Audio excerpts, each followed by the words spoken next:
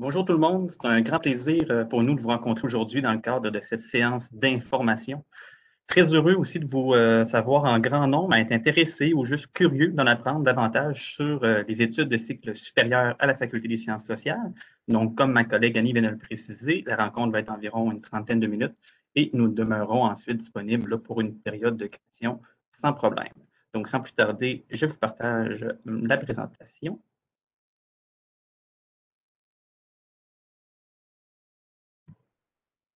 Génial. Donc, vous devriez maintenant voir la présentation à votre écran.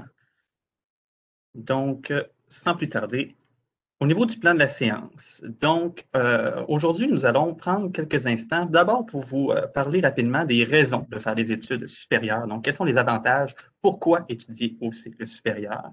Nous allons enchaîner ensuite avec les différents types de programmes qui sont offerts au cycle supérieur, ainsi que les différents programmes tout simplement offerts à la Faculté des sciences sociales.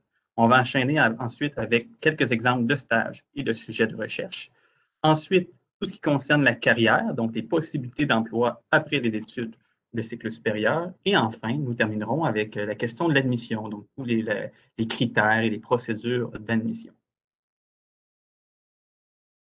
Pourquoi étudier au cycle supérieur? Donc, certaines d'entre vous êtes possiblement dans une période de réflexion actuellement, à savoir justement si vous désirez faire une demande d'admission dans un programme de maîtrise, par exemple. D'ailleurs, je sais que plusieurs des participants actuels sont en voie de diplomation, donc on en profite pour vous féliciter. Alors, voici quelques éléments à considérer qui pourront peut-être alimenter votre réflexion.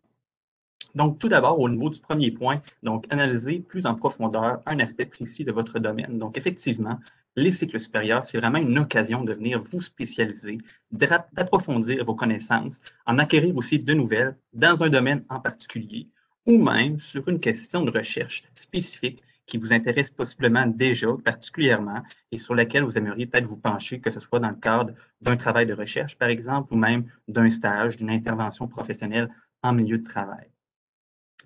Par la suite, développer de nouvelles compétences. Effectivement, à l'université, on parle beaucoup de connaissances, mais les études de cycle supérieur, il ne faut pas l'oublier, c'est qu'au-delà des connaissances, ça va aussi vous permettre d'acquérir de nouvelles compétences très importantes. On peut penser à la capacité d'analyse et au jugement critique, hein, notamment à travers les différentes lectures d'articles et de rapports dont vous aurez à tirer des conclusions. Capacité de rédaction et de synthèse aussi, hein, puisqu'il y a beaucoup de rédaction de travaux à réaliser. Donc, gestion du stress, l'organisation, beaucoup de collaboration aussi. Bref, un lot de compétences qui vous seront utiles tout au long de votre vie, en plus des connaissances que vous avez acquises. Par la suite, au niveau du troisième point, donc acquérir les principes et méthodes de recherche scientifique propres à votre discipline. Donc, effectivement, en fonction du type de programme qui vous intéresse, on va le voir dans quelques instants, il y a plusieurs types de programmes. Donc, la place de la recherche au cycle supérieur est généralement importante. Donc, surtout si vous optez pour une maîtrise mémoire ou même si vous souhaitez intégrer un programme de doctorat par la suite. Bénéficier d'un encadrement personnalisé, effectivement. Donc, non seulement vous allez bénéficier de l'expertise de professeurs jouissant déjà d'une excellente réputation dans leur secteur d'activité, donc d'un enseignement de qualité, mais vous profiterez également d'un encadrement particulier, d'un professeur dont le champ de recherche, justement, correspond également avec vos intérêts personnels. Donc, il faut préciser également dans cet encadrement personnalisé-là qu'à l'université, si vous intégrez, par exemple, un programme de maîtrise mémoire ou un doctorat, vous allez bénéficier d'un plan de collaboration. Donc, c'est un document qui est lié entre vous et votre directeur de recherche, puis qui vient justement préciser les rôles de chacun dans votre cheminement avec différents justement échéanciers à respecter. Et il faut dire également que la relation que vous allez avoir avec les professeurs ne sera pas du tout la même que celle que vous êtes habitué d'avoir au baccalauréat notamment. Donc, les cours, on ne se retrouve plus avec des cours de 150, 200 et même voire plus d'étudiants. Donc, le nombre d'étudiants est beaucoup plus petit dans les cours de cycle supérieur. Et souvent, justement, les cours peuvent prendre plus la forme de séminaires où la discussion, l'interaction, l'échange, même le débat est souvent beaucoup plus mise de l'avant, favorise en quelque sorte l'apprentissage également. Donc, une plus grande proximité avec les professeurs. Également, bien sûr, un atout pour le marché du travail. Donc, ça, il ne faut pas le négliger. C'est un aspect important. Donc, vous allez mettre à profit les connaissances et les compétences que vous allez obtenir dans le cadre de votre prochain emploi. Donc, ça peut aussi vous permettre d'accélérer votre cheminement professionnel. Et on vous réfère également ici, pour avoir plus d'informations, aux analyses de marché qui ont été réalisées, là, notamment par le service de placement de l'université, qui vous donne vraiment un lot d'informations très intéressant sur justement les possibilités d'emploi après les études dans les différentes disciplines des sciences sociales. Donc, vraiment, on vous invite fortement, là, si ça vous intéresse, à consulter notre site web qui est affiché à l'écran, donc fss.leval.ca/emploi. Et évidemment, ça peut être pour tout autre intérêt personnel, que ce soit pour relever un défi intellectuel ou pour un objectif personnel. Donc, voilà là, quelques raisons d'étudier au cycle supérieur. Par la suite, profil type pour réaliser des études supérieures, effectivement. Parce qu'au-delà d'avoir un intérêt pour les études supérieures, il y a quand même une réflexion à savoir si les études supérieures sont-elles vraiment faites pour vous aussi. Donc, ça prend quand même là, certains éléments pour pouvoir bien réussir un cheminement de cycle supérieur, notamment pour les maîtrises et doctorats. Donc, on mentionne ici la question de l'autonomie, hein, parce que les tâches à réaliser pour atteindre votre objectif ne sont pas toujours aussi précises que celles au baccalauréat, donc décrites dans un syllabus. Donc, la rédaction de travaux ou encore la réalisation d'une intervention au milieu de travail, ça demande à la base un certain degré d'autonomie. Même chose pour la motivation, hein, parce qu'un projet de recherche, ça se prolonge dans le temps, sans toujours connaître avec précision le moment où ça va se terminer. Donc, c'est important de rester motivé. Ça demande évidemment beaucoup de discipline, donc le travail doit être soutenu malgré l'absence parfois de résultats immédiats, notamment dans les travaux de recherche.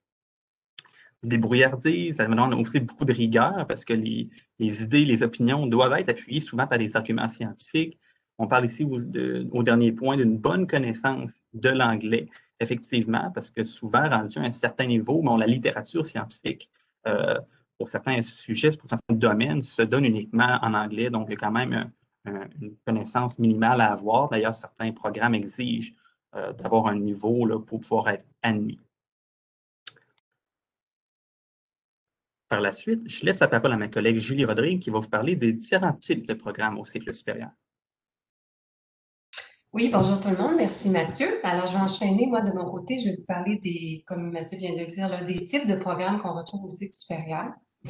D'abord, on a des micro-programmes qui sont des petits programmes, comme le nom l'indique, composés de 3 à 5 cours. Généralement, c'est des formations qui vont être à temps partiel, réalisées à temps partiel, qui s'échelonnent sur 2 à 4 sessions, dépendamment des programmes. Donc, c'est une formation courte qui nous permet de nous perfectionner là, dans un domaine d'études en particulier. On vient chercher une expertise là, qui est souvent complémentaire à une formation de base ou encore pour venir chercher des notions là, dont on aurait besoin à titre de professionnel. C'est très intéressant de ce point de vue-là. C'est un petit programme. On a également des diplômes d'études supérieures spécialisées, des DESS, qui sont d'une durée d'une année à temps complet, qui se réalisent donc soit en 2 sessions ou à temps partiel sur 4 sessions. Alors, ça varie de 27 à 30 crédits, mais ce qu'on propose à la faculté, nous, c'est un programme de 27 crédits. Je vais y revenir tout à l'heure. Donc, ici, c'est une formation, comme le nom l'indique, c'est vraiment spécialisé, très axé, c'est-à-dire qu'on fait vraiment le lien entre la théorie et la pratique. Donc, c'est un diplôme très professionnalisant. Ensuite, on a des maîtrises de type professionnel dans lesquelles on va réaliser soit un stage ou un IPMT dans notre jargon. Là. IPMT, c'est une intervention professionnelle en milieu de travail, ou alors on va opter pour une maîtrise professionnelle avec essai. Le stage ou l'IPMT, là, c'est souvent accompagné également de la rédaction d'un rapport d'intervention, d'où on va devoir compléter un travail de rédaction, mais qui est beaucoup inférieur en termes de rédaction qu'un essai, par exemple. Alors, l'essai, quant à lui, c'est plus un rapport écrit. C'est un travail qui vient faire une recension de la littérature scientifique sur un sujet en particulier et dans lequel on va mener toutes les étapes d'une analyse et d'une intervention. Et souvent, l'essai vise à proposer une solution à un problème d'étude ou interroger les conditions d'exercice de son art ou de sa profession. On a également les maîtrises de recherche. Dans ce cas-ci, ça comprend la rédaction d'un mémoire de maîtrise qui correspond entre 24 et 33 crédits de recherche. La partie de cours est beaucoup plus réduite. Ça se résume souvent en une session de cours. Le reste du temps, on est en recherche. Donc, on mène toutes les étapes d'une recherche, puis on participe, dans le cadre d'une maîtrise de mémoire, au développement des connaissances scientifiques, technologiques ou artistiques dans son domaine. Donc, bref, le mémoire ou l'essai, c'est un travail de rédaction qui témoigne de la capacité de l'étudiant à traiter de façon claire et cohérente un problème intellectuel d'une certaine complexité. La différence entre l'essai et le mémoire, bien, c'est l'ampleur du travail qui est requis. Enfin, on offre des doctorats qui sont composés généralement de 90 crédits, donc 60 crédits de recherche généralement. À l'école de psychologie, il y a des doctorats qui ont davantage de crédits. On y reviendra plus tard. Le doctorat mène au grade de docteur dans un domaine du savoir. Alors, à la page suivante, la diapositive suivante, merci Mathieu. Là, je vais vous dresser un petit peu un bref portrait des programmes courts, je dirais. Alors, le DESS, comme je l'expliquais tout à l'heure, celui qui est offert à la faculté, c'est le programme en ergonomie et innovation. C'est composé de 27 crédits, donc offerts à temps plein ou à temps partiel. Il est offert conjointement avec la faculté de médecine, qui est le département de kinésiologie et le département des relations industrielles. Donc, c'est un programme qui s'inscrit vraiment dans le domaine de la santé-sécurité au travail, où vous serez appelé à porter un regard multidimensionnel sur la personne en situation de travail. On pense souvent à l'ergonomie en termes de santé physique, tout ce qui est troubles musculo-squelettiques, par exemple, mais mentionnons que la santé psychologique au travail est abordée. Tous les aspects psychosociaux du travail vont être traités dans le DESS. Donc, c'est un programme qui va vous préparer à établir un diagnostic sur une situation de travail au profit de la santé des personnes au travail, de l'efficacité des systèmes de production de biens et de services, donc soit dans la conception d'un milieu de travail, l'organisation du travail. On offre un micro-programme en études du genre qui lui est rattaché au département de sociologie. C'est un programme qui va vous amener à comprendre l'importance de tenir compte du genre dans les politiques sociales, économiques, culturelles pour réduire les iniquités sociales.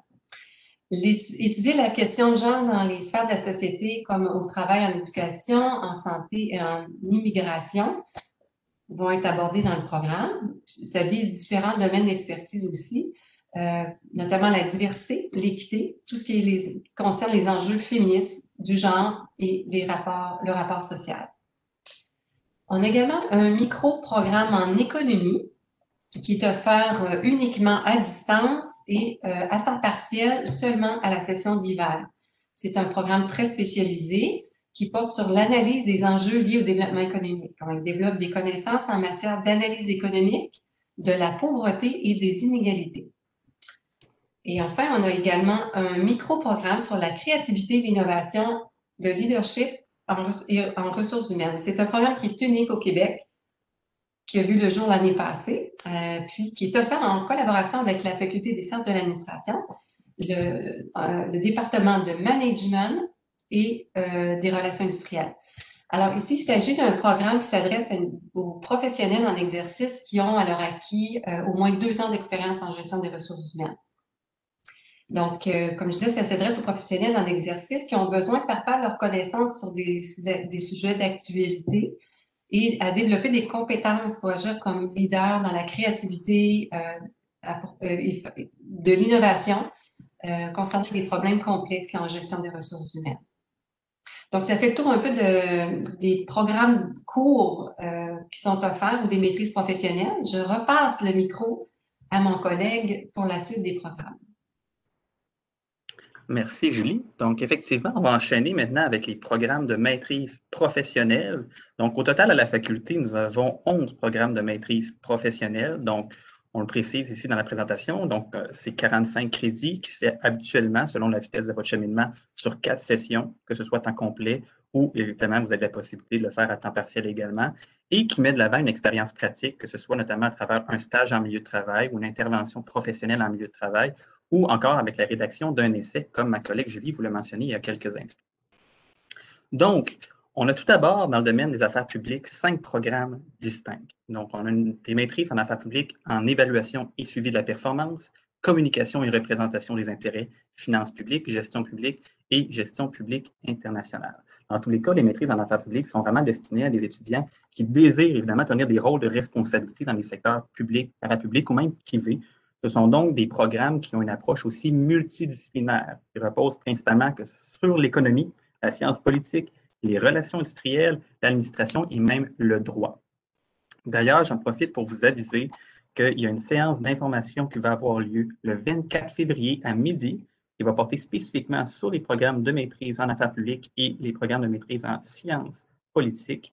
Donc, l'information est disponible sur notre site web de la Faculté des sciences sociales dans la section de web diffusion, donc vous pouvez vous y inscrire sans problème. C'est également des programmes avec des stages qui sont obligatoires. Donc, c'est vraiment un programme qui vise à doter les étudiants d'une expérience pratique et qui sont d'ailleurs conçus en fonction des besoins réels de la fonction publique québécoise.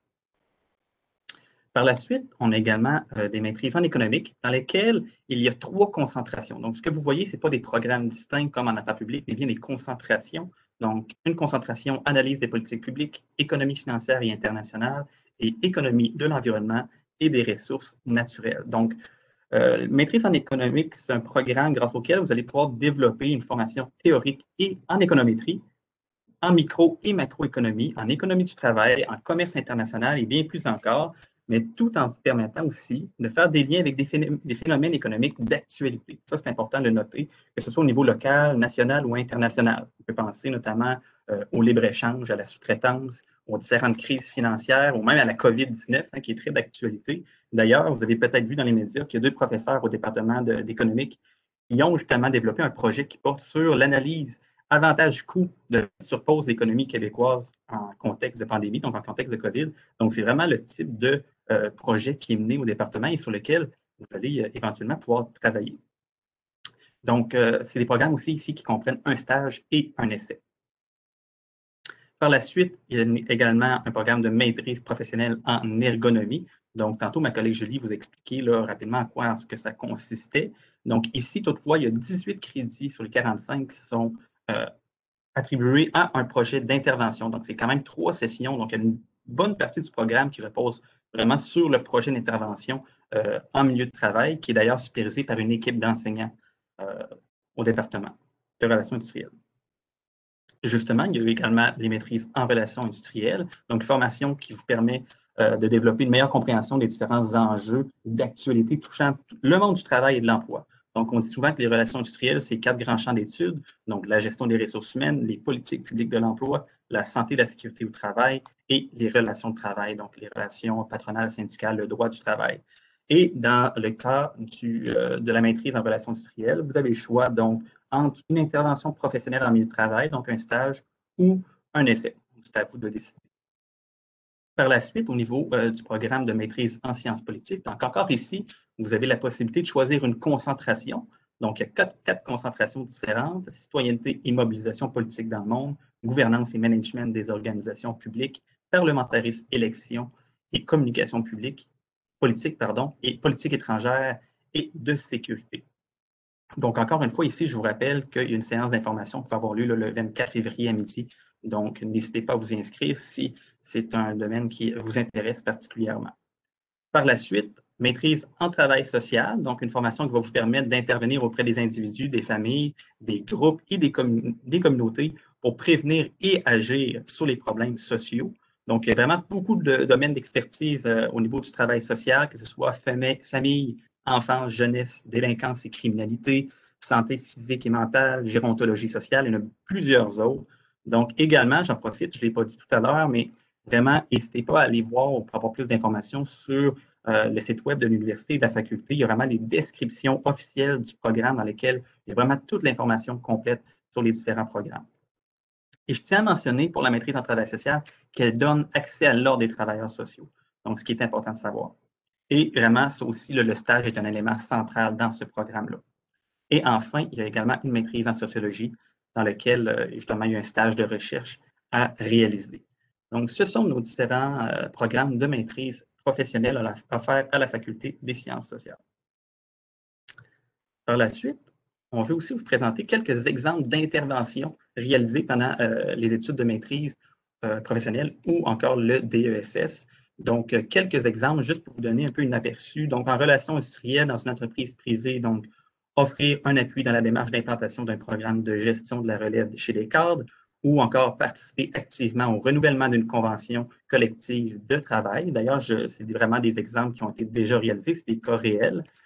Ergonomie, donc encore dans une entreprise privée, analyser le travail au niveau physique, mental et social des soudeurs-monteurs, identifier les principales contraintes et leurs déterminants, puis identifier les pistes de solutions, ou encore déterminer les facteurs de risque musculo-squelettiques d'un poste de travail et proposer des pistes de solutions afin de favoriser la sécurité des travailleurs.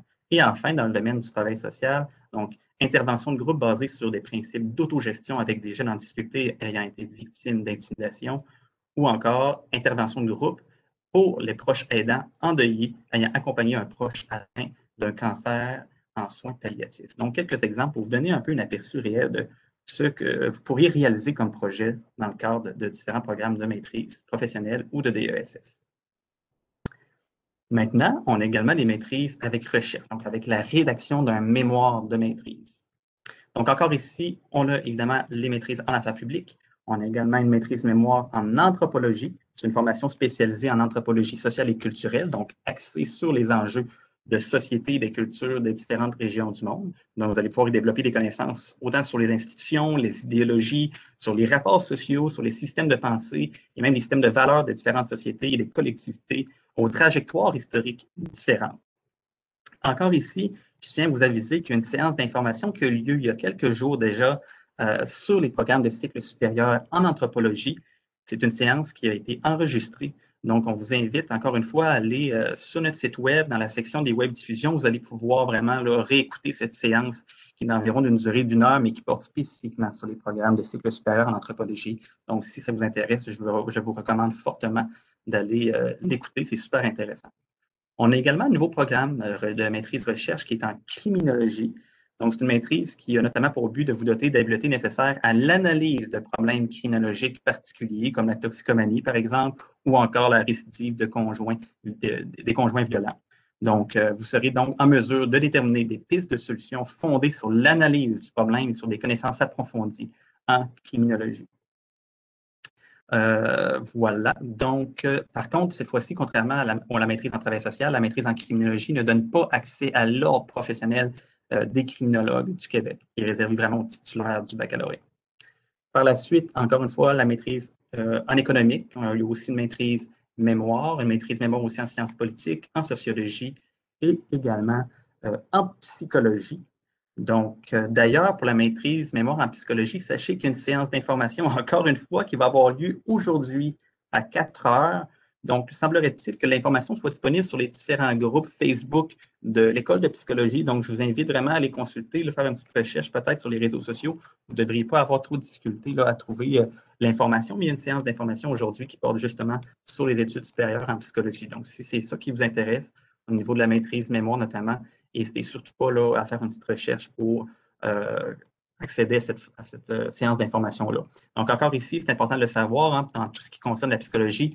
Pour être psychologue, il faut absolument avoir le doctorat en psychologie. Donc, cette maîtrise-là ne donne pas accès à l'ordre des psychologues, mais vous ne pouvez pas avoir l'exercice de la profession.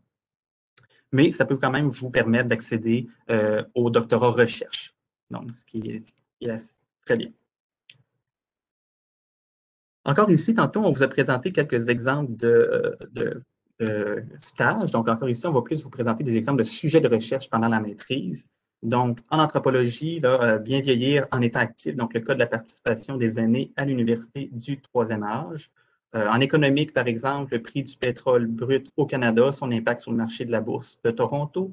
En relations industrielles, donc comment les superviseurs agissent-ils pour améliorer l'environnement psychosocial des employés, risques encourus, leviers et obstacles vécus, ou encore influence de la culture nationale sur la conception de la formation du personnel en milieu de travail. En sciences politiques, maintenant, la stratégie numérique des partis politiques en campagne électorale, ou encore utilisation de l'information scientifique dans la prise de décision publique. Et en sociologie, les conditions d'émergence de la lutte contre l'obésité ou dynamique sociale du phénomène de harcèlement psychologique au travail, donc le rôle joué par les collègues et les supérieurs immédiats. Et d'ailleurs, par rapport à ce dernier point, peut-être que certains d'entre vous auraient pensé qu'on aurait pu utiliser ou étudier du moins ce sujet aussi en relations industrielles. Et effectivement, c'est ce qui m'amène à mon prochain point, c'est que l'une des grandes forces à la faculté réside justement dans son caractère multidisciplinaire, c'est-à-dire qu'un même sujet peut être analysé, peut être étudié à travers différentes lentilles. Donc, on le voit un peu à travers les exemples de sujets de recherche ici, mais on va aussi vous donner quelques exemples très concrets. Donc, si on parle d'un enjeu comme l'immigration ici, bien, voyez-vous, en anthropologie, on pourrait étudier donc réussir malgré les embûches récits de femmes immigrantes de la ville de Québec. Donc, c'est un sujet de recherche qui a déjà été réalisé par un étudiant. En relations industrielles, la prise en compte des préoccupations des femmes immigrantes par les syndicats. En économique, l'impact des formations formelles sur le revenu et la durée du chômage des immigrants qualifiés dès l'arrivée au Québec, ou encore en travail social, redéfinition identitaire en contexte migratoire chez des femmes immigrantes de confession musulmane. Donc, un seul enjeu ici, l'immigration, qui est vraiment à étudier, par exemple, à travers 4 domaines en sciences sociales. Encore ici un exemple, au niveau de la santé maintenant, en relation industrielle, donc le lean dans le système de santé québécois, en psychologie, santé mentale des camionneurs et camionneuses québécois et québécoises à la suite d'un accident de la route impliquant ou non une tentative de suicide. En sociologie, pratique interdisciplinaire et santé globale, le cas des groupes de médecine de famille. Et enfin, en travail social maintenant, le rétablissement en santé mentale au sein de la communauté, donc la perspective des personnes vieillissantes vivant avec un trouble mental grave. Et un dernier exemple, encore une fois, de cette interdisciplinarité-là, c'est au niveau des enjeux autochtones. Donc, en relation industrielle, par exemple, promouvoir la coopération économique entre communautés autochtones et industries forestières, profit de la main-d'œuvre forestière de Wemotaki. En anthropologie, la socialisation scolaire collégiale des jeunes autochtones au Québec, donc les défis d'une contemporanéité. En sociologie, représentation du bien-être dans les communautés nordiques concernées par le développement minier. Et enfin, en sciences politiques, comprendre la construction du moratoire administratif sur l'exploration, l'exploitation uranifère, donc l'influence des coalitions allochtones et autochtones. Donc vraiment, là, c'est difficile, voire impossible, d'étudier une seule facette d'une question, d'un enjeu en sciences sociales parce que la faculté est basée sur cette interdisciplinarité-là et les 3 exemples que je viens de vous donner le démontrent très bien.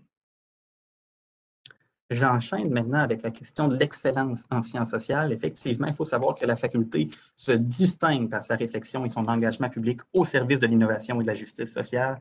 Donc, la faculté est vraiment impliquée dans une multitude de projets divers. On peut penser justement au chantier d'avenir en intelligence et transformation ou encore à l'une des 50 chaires, centres et instituts de recherche dans lesquels nos étudiants peuvent s'impliquer, soit dit en passant, ce qui est un autre atout. Et on voit ici quelques domaines d'expertise quand même à la faculté.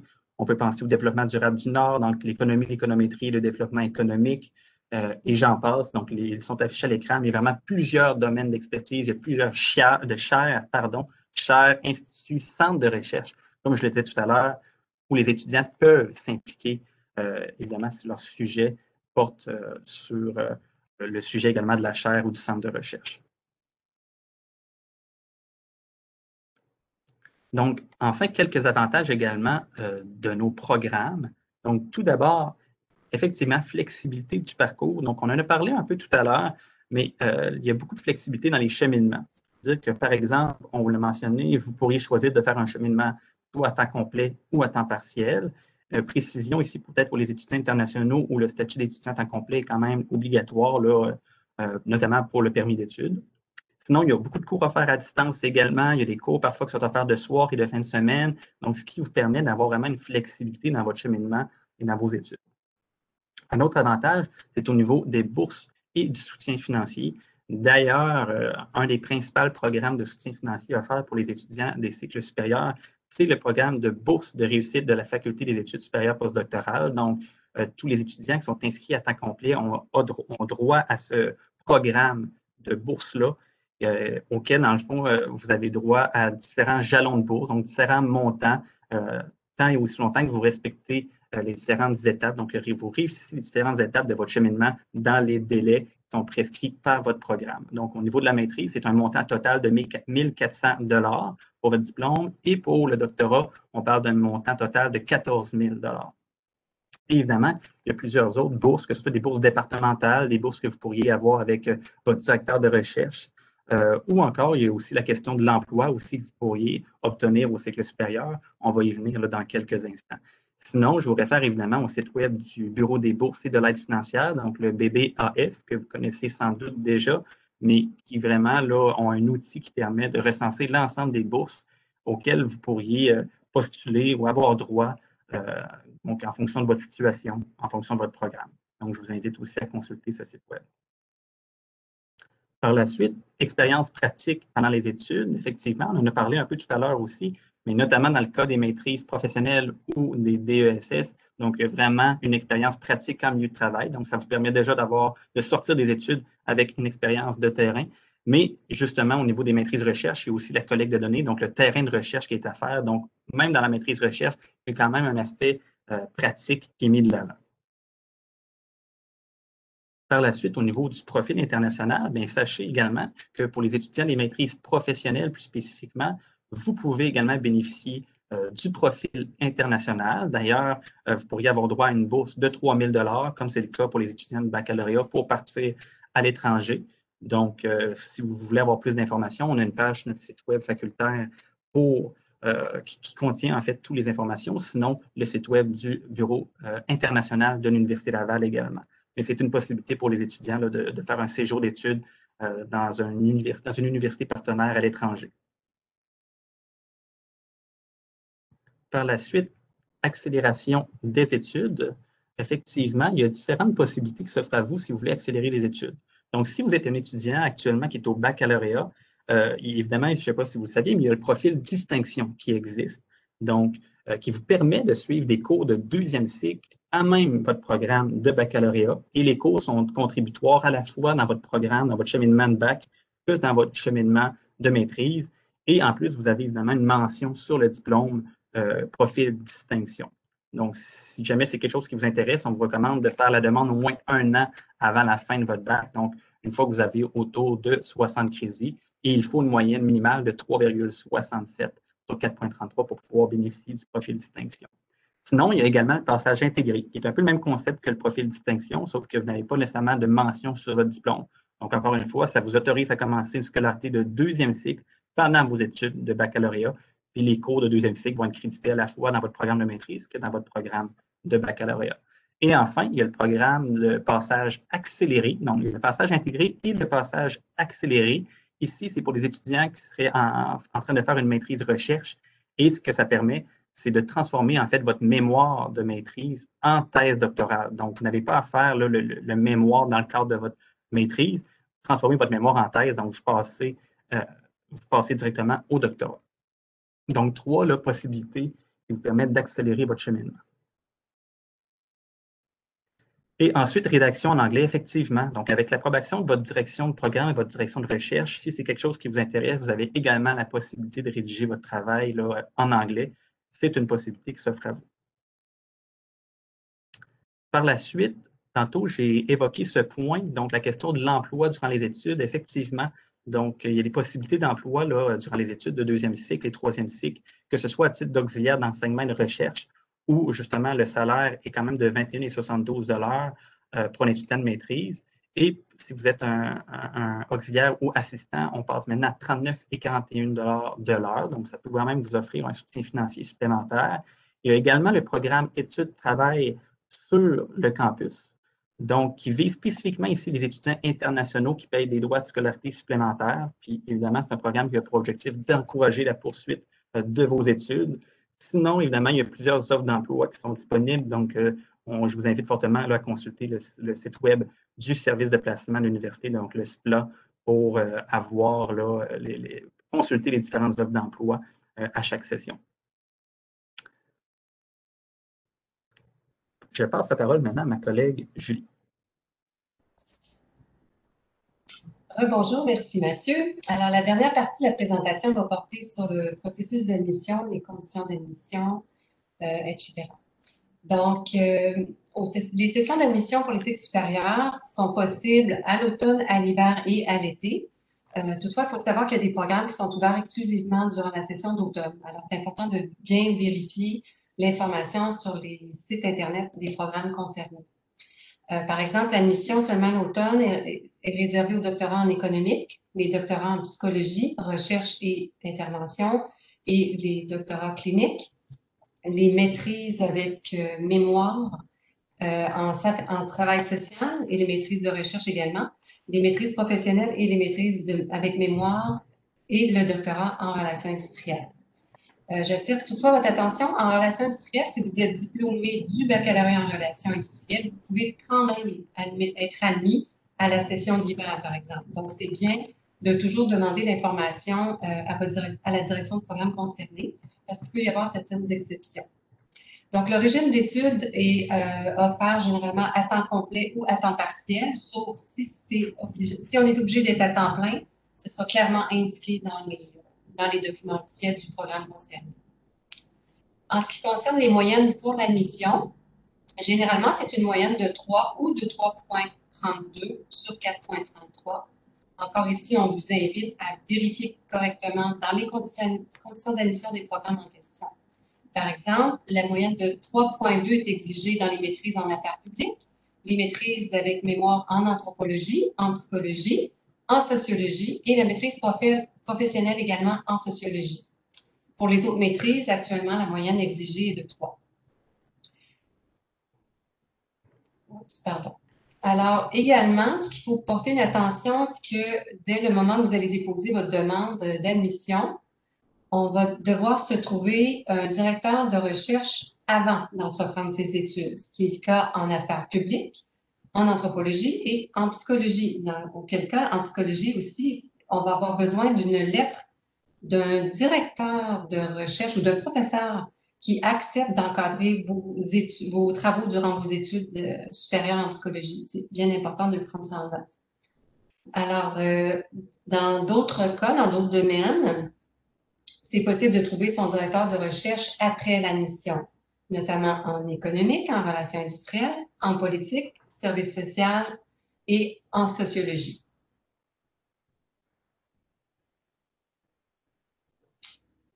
Pour ce qui est ensuite la direction de programme, comment on analyse votre dossier? Bien, il faut bien prendre en note les documents qui sont exigés. Alors, outre les documents nécessaires qui sont demandés par le bureau du registraire sur les relevés de notes universitaires, il faut généralement envoyer une lettre de motivation, un curriculum vitae, des rapports d'appréciation et un ébauche d'un projet de recherche. Les documents qui attestent le respect des exigences de langue doivent aussi être fournis dans certains cas. Moi, je vous inviterai à regarder tout de suite qu'est-ce qu'on exige comme critères de langue à avoir acquis avant d'être admis, au cas où vous auriez peut-être besoin de faire un cours ou deux. Mais généralement, quand on diplôme d'un baccalauréat, on a déjà une exigence de langue anglaise à satisfaire et en principe, celle-ci est alliée aux critères minimum d'admission à la maîtrise, mais il y a parfois certaines différences. Alors, portez une attention particulière à cet élément-là. Vous allez pouvoir consulter l'ensemble des documents exigés sur le site du programme dans les conditions d'admission. Comme vous allez voir sur le site Internet, vous allez dans la description officielle du programme. Ensuite, vous cliquez sur « Conditions d'admission » et c'est là que va apparaître l'ensemble des pièces qui doivent être transmises lors du dépôt de votre dossier. Dans les cas, évidemment, faut trouver un directeur de recherche pour aller aux études supérieures, il y a différentes façons de faire. Vous pouvez consulter le répertoire du personnel administratif ou enseignant de l'Université Laval ou compléter un formulaire de demande d'encadrement. Dans le cas où il y a un formulaire de demande d'encadrement, vous allez avoir un bouton cliquable directement dans l'offre d'études sous le programme concerné. Dans d'autres cas, il n'y aura pas cette possibilité-là. Alors, on vous demande tout simplement de contacter des professeurs et de joindre des documents à votre présentation pour les approcher. Donc, une lettre de motivation, un CV. On vous demande de préparer une ébauche de projet de recherche d'environ 2-3 pages qui résume bien votre projet et votre VENA. Donc, ça pourrait constituer un dossier que vous allez transmettre à un professeur pour lui demander de vous encadrer pendant vos travaux. Alors, c'est la façon de faire généralement. À ce niveau-là, si vous avez besoin d'aide ou de conseils, n'hésitez surtout pas à nous contacter.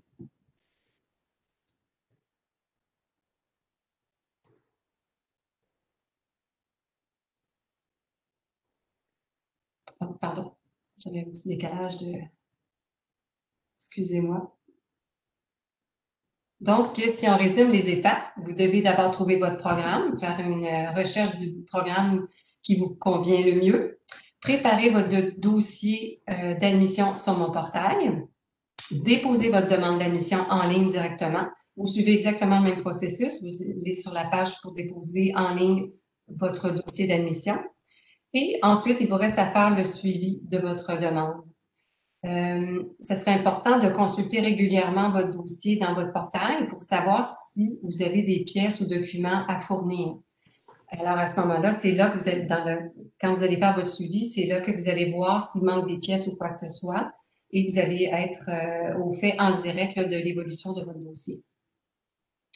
Les admissions, pour avoir des informations plus détaillées pour les admissions au cycle supérieur, vous avez ici les adresses à consulter. Vous avez le site des départements que vous allez trouver sur le site web de la faculté. Vous avez aussi la faculté des études supérieures et postdoctorales qui a une mine d'informations fort intéressante pour vous guider. Vous pouvez également consulter le centre d'aide aux étudiants et vous pouvez également nous écrire à gestionétudes@fss.laval pour poser toutes sortes de questions. On est là pour répondre et vous aider à cheminer au cycle supérieur.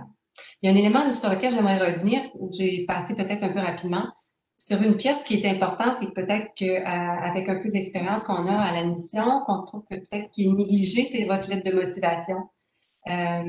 Sachez que cette lettre-là, elle est lue minutieusement et je vous inviterai à être très attentif à ce que vous indiquez dans la lettre et veillez à ce qu'elle soit vraiment personnalisée dans le domaine dans lequel vous voulez faire vos études. Alors, il ne suffit pas d'envoyer une lettre circulaire à qui de droit, mais vraiment de personnaliser votre lettre. Il y a des programmes dans lesquels il y a des capacités d'accueil plus limitées en fonction des ressources qui sont disponibles. Donc, ça peut devenir un élément important là, dans l'analyse de votre candidature, votre lettre de motivation. Alors, je voulais simplement ajouter ce petit point. Donc, ça fait le tour du processus d'admission en bref. Nous sommes encore disponibles pour répondre à vos questions. Je sais pas si Mathieu, vous avez... Absolument. Peut-être dire un merci à tout le monde pour votre participation. C'est ce qui met fin justement à notre présentation d'aujourd'hui. Peut-être aussi, en plus des différentes séances d'information que j'ai évoquées là, tout à l'heure, sachez également qu'il y a l'événement de la journée des portes ouvertes qui s'en vient très prochainement, le samedi 20 février, de 9h30 à 15h30. Donc, effectivement, si vous voulez discuter là, avec le personnel de la gestion des études, avoir plus d'informations sur les programmes, c'est une occasion parfaite. Donc, vous pouvez aller vous inscrire à l'événement sur le site web de l'Université Laval. Et sinon, bien, comme mentionné en introduction, nous sommes disponibles actuellement là, encore quelques minutes pour y répondre. Oui, alors merci Mathieu, merci Julie, c'était très intéressant. Effectivement, c'est maintenant la période de questions. Avant de vous adresser une question à l'un de vous deux directement, je peux me permettre de répondre à Héloïse Pelletier qui demande, je crois que vous n'avez pas parlé du DESS en enseignement collégial. Alors Héloïse, sachez que ce programme-là est offert à la Faculté des sciences de l'éducation. Alors, bien que plusieurs de nos étudiants au premier cycle, hein, Mathieu, Julie, vous pouvez en témoigner, ce n'est pas rare qu'on fait un premier cycle, un baccalauréat à la Faculté des sciences sociales pour ensuite enchaîner avec ce diplôme-là à la Faculté des sciences de l'éducation. Donc, je vous invite à aller prendre de l'information auprès d'eux.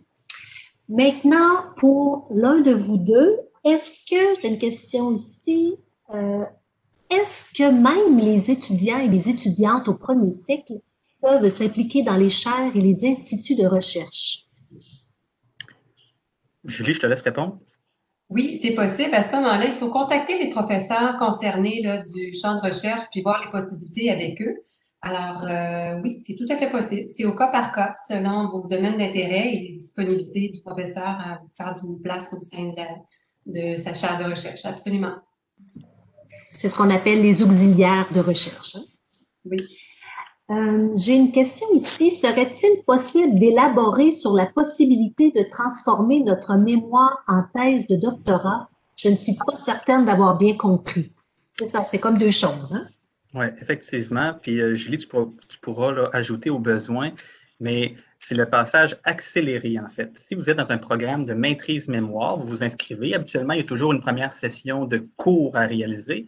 Et par la suite, il y a un 30 crédits qui porte sur le mémoire, la rédaction du mémoire de maîtrise.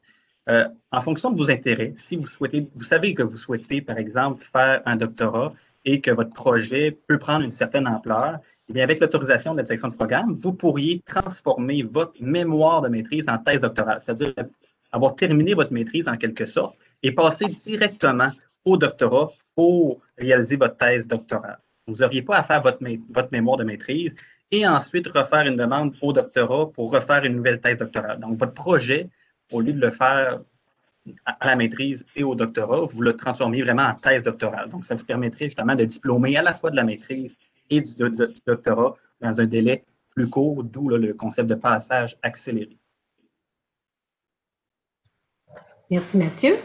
Et d'autres questions ici de Madame Domingue.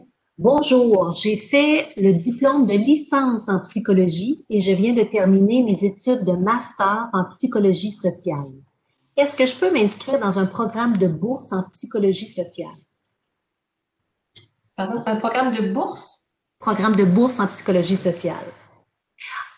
En fait, il faut savoir que tout étudiant qui dépose une demande d'admission à la Faculté des sciences sociales et qui est admis est en lice, peut recevoir une des bourses offertes par notre faculté. Je dirais que, tantôt j'ai mentionné le programme de bourse de réussite de la FESP. Par la suite, dès que vous êtes étudiant à temps complet dans un programme à l'Université Laval, vous pouvez postuler sur des bourses. Mais la majorité des bourses offertes à l'Université Laval, ce sont des concours de bourses. Il y a ce programme-là qui existe, qui est plus automatique aux étudiants admis. Sinon, sur le site web du BBAF, il y a vraiment plusieurs autres bourses aux objectifs variés et vous pouvez postuler si vous êtes inscrit à temps complet dans un programme pour pouvoir y être admissible. Mais ce sont vraiment des concours de bourse. Donc, l'admissibilité n'est pas automatique. Très bien. J'ai une question ici très précise. Je suis actuellement étudiante en maîtrise en affaires publiques et gestion publique internationale et j'ai pour objectif d'aller jusqu'au doctorat. Est-ce que je devrais m'inscrire à la maîtrise avec recherche ou plutôt à la maîtrise professionnelle? C'est une bonne question. C'est une bonne question, mais c'est sûr qu'habituellement, on recommande aux étudiants qui savent déjà qu'ils veulent faire un doctorat de plus aller dans la maîtrise recherche, parce qu'évidemment, un doctorat, habituellement, c'est justement axé sur la rédaction, sur la recherche, la collecte de données. Donc, mais encore là, les deux types, on ne l'a pas précisé tout à l'heure, mais c'est un point important, autant la maîtrise professionnelle que la maîtrise recherche donnent accès au titre, mais au programme de doctorat. Donc, ça, il faut le savoir. Rendu là, je pense d'avoir en fonction de vos intérêts. Mais si, par exemple, vous aimeriez bénéficier du passage accéléré, comme on l'a précisé tout à l'heure, ce qui vous permettrait de diplômer à la fois de la maîtrise et du doctorat dans un délai plus court, bien, évidemment, là, le programme de maîtrise mémoire pourrait être avantageux dans ce cas-là. Julie, je ne sais pas si tu voulais apporter un point supplémentaire. Non, tout semble bien clair dans ta réponse. Une autre question ici. Comment pourriez-vous comparer le programme de maîtrise professionnelle en relations industrielles avec la maîtrise professionnelle en développement des personnes et des organisations? Écoutez, on a ici 2 animateurs diplômés en relations industrielles. Donc, je suis convaincue que ce sera bien difficile pour eux de ne pas faire valoir les avantages et les bienfaits de la maîtrise en relations industrielles. Sachez que l'autre maîtrise, elle est offerte, je crois, par la Faculté des sciences de l'administration. Oui, effectivement. Oui. Effectivement. Pour ça, je ne connais pas beaucoup personnellement le programme là, de développement des personnes en organisation. Et moi, je suis moi-même diplômé justement du baccalauréat et de la maîtrise en relations industrielles. Mais comme je vous l'ai mentionné un peu tout à l'heure, je vous ai parlé des 4 grands champs d'études. Donc, souvent, les gens sont intéressés par, oui, la gestion des ressources humaines qui est en relations industrielles, mais c'est tout l'environnement entourant la gestion des ressources humaines qui va être étudié également. Donc, toute la question des politiques publiques de l'emploi, donc que ce soit au niveau de l'assurance-emploi, du salaire minimum, de toute la question des relations de travail aussi, la question là, de tout comprendre les mécanismes entourant la relation tripartite, donc la relation syndicale, patronale et l'État également. Donc, c'est vraiment le contexte aussi que vous allez étudier dans le domaine des relations industrielles, qui, je ne sais pas si elle est étudiée dans le domaine de l'administration. Je peux difficilement comparer, considérant qu'il y a des programmes que je ne connais pas beaucoup. Merci. On change de secteur. Maintenant, on parle du travail social. Une dame qui a déjà fait son application à la maîtrise en travail social, mais j'ai remarqué que peu de professeurs ont pour champ d'expertise mon champ d'intérêt de recherche. Que se passe-t-il si notre sujet de recherche ne rejoint pas les professeurs?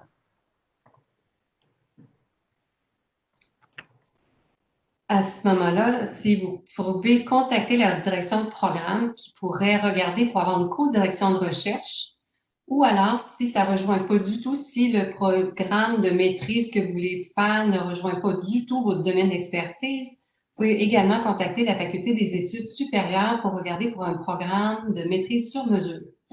Mais avant toute chose, moi, je vous dirais de contacter le directeur de programme de maîtrise pour voir s'il n'y aurait pas lieu d'avoir une co-direction pour aller chercher une expertise qui pourrait être complémentaire à celle offerte au département. Ce serait la première démarche que je pourrais vous suggérer. Très bien, Julie.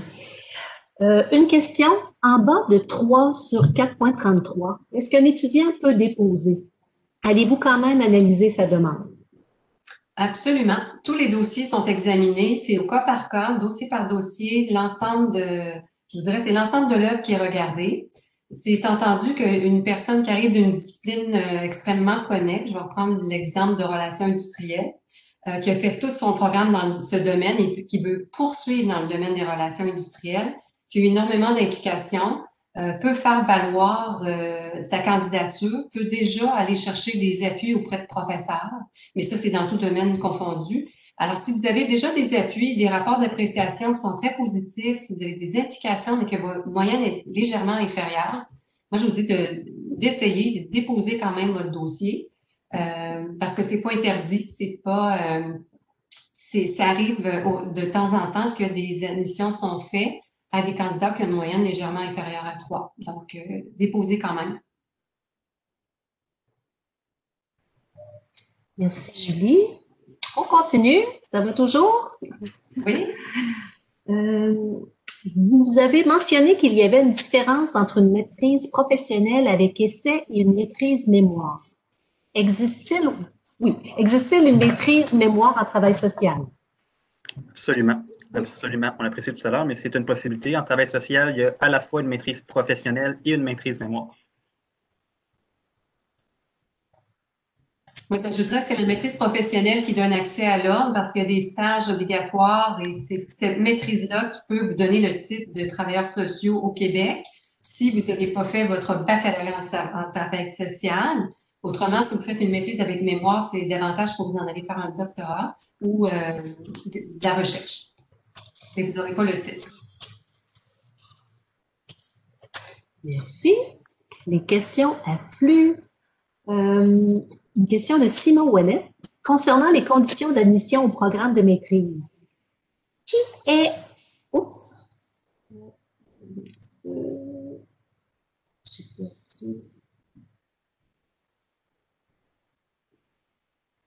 Qui est dans un domaine autre que celui de son bac? Qu'est-ce qu'on veut dire lorsqu'on parle d'avoir un bac dans un domaine connexe? Connexe. Bien, par exemple, relations industrielles, maîtrise en relations industrielles, bac en psycho, maîtrise en psycho ou orientation counseling. C'est un domaine de savoir qui est très, très proche. Sociologie, anthropologie, c'est quand même des études qui sont dans des domaines assez proches les uns des autres. Mais si on arrive de, je sais pas moi, actuariat, puis on fait une maîtrise en psychologie, on est très loin du domaine. On n'est vraiment pas dans le domaine connexe. Donc, c'est ce qu'on entend là comme domaine connexe. Et dans des cas comme ça, où on est totalement en dehors du champ d'expertise, il y a une scolarité préparatoire qui est offerte aux candidats pour se mettre quand même à jour puis avoir des compétences de base dans le domaine avant d'entreprendre des études de maîtrise. On peut ajouter aussi que de plus en plus dans la description de nos programmes sur l'offre d'études, sur nos sites Internet, on précise les domaines connexes pour chacun des programmes. C'est pas exhaustif, mais ça vous donne quand même une bonne idée. Mm-hmm. J'ai une autre question concernant la mission à la maîtrise. Est-ce que c'est premier arrivé, premier servi ou bien si une demande est déposée plus tard, elle a autant de chances d'être acceptée? Tout à fait. Alors, c'est pas premier arrivé, premier servi. C'est entendu qu'il y a toujours des places qui sont données en fonction de la capacité des ressources et du corps professoral à encadrer des étudiants. mais il est très rare que les directions de programme doivent mettre un frein à l'admission au cycle supérieur en raison de cette problématique de place disponible. Donc, c'est pas premier arrivé, premier servi. Toutes les demandes sont analysées et traitées. Oups, Annie, Très bien, merci. Mon micro était resté fermé. Désolée. J'ai une question de Madame Oumaya, mais sachez que nous allons vous répondre en privé puisque votre question est vraiment très, très précise là, par rapport à la maîtrise en anthropologie. Donc, soyez assurés d'un suivi par courriel à la fin de la rencontre. J'ai ensuite une autre question. Est-ce qu'il y a des microprogrammes et des DESS en travail social? Actuellement, non. Et pour le programme professionnel à la maîtrise, l'intervention inclut-elle un essai ou si je n'ai pas bien compris? La maîtrise en travail social? Oui. Non, c'est des stages. C'est un stage. C'est des stages. Okay. Donc, il n'y a pas de microprogramme, puis il n'y a pas de DESS en travail social, mais il y a 2 maîtrises, dont une avec stage et l'autre avec mémoire. Exactement. Oui, la maîtrise professionnelle, comme on expliquait, c'est pour devenir membre de l'ordre professionnel. Alors, il y a toute une série de stages obligatoires qui doivent être faits pour obtenir le titre de travailleur social du Québec. La maîtrise avec recherche nous conduit à faire de la recherche, mais ne nous donne pas l'accès à l'ordre professionnel. Donc, il n'y a pas d'essai ou autre, c'est vraiment des stages. C'est le cœur du programme. Très bien. On me demande aussi s'il y a des maîtrises multidisciplinaires. Dans ce cas-là, ça serait une maîtrise, mais ça dépend multidisciplinaire de... En fait, on pourrait dire qu'une maîtrise en relations industrielles est multidisciplinaire parce qu'on va toucher le droit, la sociologie. C'est un peu la particularité, vous Des relations confirmer, des relations industrielles, mais beaucoup de programmes en sciences sociales aussi. Effectivement. Effectivement, dans la majorité des programmes en sciences sociales, vous allez pouvoir suivre des cours de différentes disciplines. En fait, c'est un peu ce que j'expliquais tout à l'heure. La base de nos programmes sont fondés sur une certaine interdisciplinarité. Donc ça, c'est certain que vous allez la retrouver dans les différents programmes, à moins que l'étudiant faisait référence plus à des programmes qui étaient offerts conjointement par 2 facultés, par exemple. Je ne sais pas si c'est à ça qu'il faisait référence. Peut-être qu'il pourrait apporter une précision. Parce que, par exemple, un microprogramme, on a un microprogramme en créativité qui est offert à la fois par le département de relations industrielles et le département de management en administration. C'est peut-être à cet élément qui faisait référence. Il y a beaucoup d'interdisciplinarité possible au sein même d'une même maîtrise. Donc, on peut encore enchaîner avec quelques questions. Il nous reste un peu de temps. Est-ce qu'on peut s'inscrire à la bourse de réussite tout de suite après avoir fait son admission à la maîtrise ou on doit attendre à l'automne 21? En fait, c'est une bonne question. Tout d'abord, au-delà de l'admission, il faut être inscrit à temps complet. C'est le critère de base pour pouvoir accéder à ce programme de bourse-là. Et par la suite, cela dépend vraiment du programme dans lequel vous êtes. Parce que chaque programme a un plan de soutien financier qui lui est propre. Pour certains, par exemple, à la première session, il y a un jalon de bourse pour progression à temps complet. Donc, dès que vous êtes inscrit à temps complet à votre première session, vous avez droit à un premier jalon de bourse d'un montant variable. Toutefois, dans d'autres programmes, le premier jalon de bourse arrive à la 2e session, par exemple. Donc, l'information est vraiment bien diffusée sur notre site Web. Vous êtes capable de consulter le tableau des différents jalons de bourse de chaque programme. Mais voilà, ça dépend vraiment du programme qui vous intéresse en particulier parce que l'information varie d'un programme à l'autre. Mais de façon générale, dans les 2 premières sessions, vous avez vraiment accès à un premier jalon de bourse. Très bien, Mathieu. Est-ce que je peux faire une admission au programme de doctorat alors que je n'ai pas encore eu mon diplôme de master? Malheureusement, non. C'est-à-dire, l'admission peut être déposée, la demande peut être déposée et l'offre serait conditionnée à l'obtention de la maîtrise. Exact. Vous voyez que vous êtes les experts. Il faut que la maîtrise soit en voie d'obtention dans un court délai. Exactement. Bonjour, je termine actuellement un baccalauréat en psychologie et j'aimerais m'inscrire à la maîtrise en travail social. Axé sur l'intervention. Je me demandais s'il est également nécessaire de trouver un directeur de recherche à l'entrée au programme. L'information pointue, directeur, si c'est pour vous dites la maîtrise recherche? Non, avec stage. Avec stage, non. Toutefois, la date limite à respecter sans faute est le 1er mars. Parce qu'il y aurait fort probablement une scolarité préparatoire. Donc, c'est assez pointu parce qu'il peut y avoir certaines passerelles. Il y a une séance d'information très précise à 16 heures aujourd'hui. Si vous pouvez y assister. Toutes ces questions-là vont être aussi abordées. Toutes les maîtrises ouvertes après un bac en psychologie dans différents domaines. Alors, le travail social va être sur la liste des sujets. Et je vous inviterai peut-être à nous écrire, puis on va regarder exactement votre profil, parce qu'il est possible peut-être de combler la scolarité à même votre programme d'études. Donc, c'est au cas par cas. Je vous dirais peut-être de nous envoyer un courriel, on va aller voir de façon très, très pointue votre dossier. Très bien. Et le courriel est gestion études, études avec un S, à commercial, FSS, pour faculté sciences sociales, .ulaval.ca. Alors, une autre question, je pense que je vais terminer, il m'en reste deux. Est-il possible de faire une maîtrise recherche sur un sujet, exemple la communauté LGBTQ, et de poursuivre avec un doctorat sur un sujet très différent, comme la violence conjugale? Ou est-il préférable de poursuivre dans une même ligne?